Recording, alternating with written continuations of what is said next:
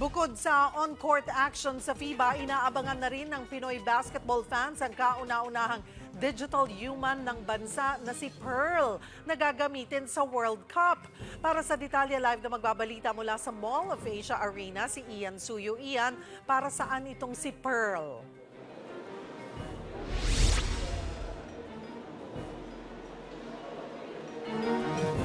Cheryl, itong si Pearl nga ang kauna-unahang digital human na in-unveil dito sa Asia. At ang magiging trabaho ni Pearl para ngayong FIBA World Cup, pasayahin at tulungan ang mga fans na nangangailangan ng tulong sa panonood at sa mga scheduling ng mga games dito sa arena. So paano binuo itong si Pearl? Pwede rin ba siyang gamitin ng attendees? Kanina nga nakausap natin si Al Panlilio, yung president ng PLDT and Smart Telecommunications Group, at si Miss Jane Basas, ang president ng Signal TV, syempre. At ayon sa kanila, nakipag-coordinate sila fourth quarter last year sa NTT Japan, isang telecommunications and programming group sa Japan nga. At ayon sa kanila, inabot ng isang taon ang pag-asikaso at programming para kay Pearl. At ang magiging silbi nga ni Pearl ngayon, kung ang mga fans ay may tanong tungkol sa saan ba anong oras yung mga schedule ng mga laro, dito sila pwedeng magtanong at makausap si Pearl. Kasi itong si Pearl, nagsasalita siya both in English and in Tagalog. At kanina nga, testing nung unveiling, pinakita kung gaano kaswabe, gaano kaayos, at gaano ka-accurate magsalita itong si Pearl at magbigay ng impormasyon. Pero Ian, si Pearl, iisa lang. O may several pearls dyan? Yun nga, no? Okay. So si Pearl, merong isang Pearl na nilagay dito sa Mall of Asia Arena at meron ding isa sa Smart Araneta Coliseum.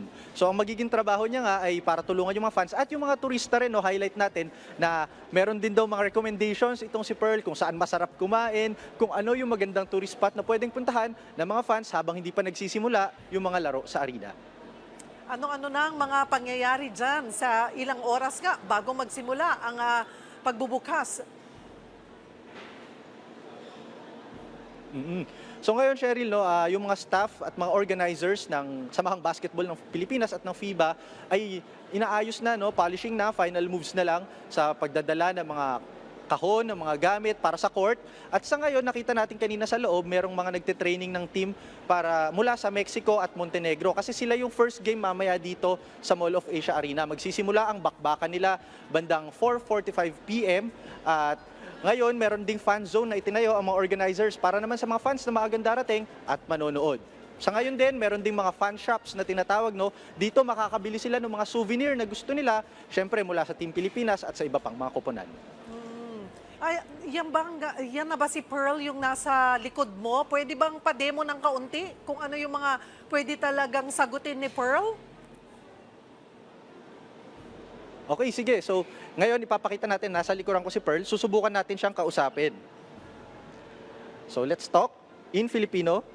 Hi there. Ayan. So, hello, Pearl. Hindi ko naiintindihan. Pakitulungan mo ako sa pamamagitan ng pagsasaayos ng iyong pahayag. Pearl, ano yung mga laro dito sa MOA Arena ngayong araw?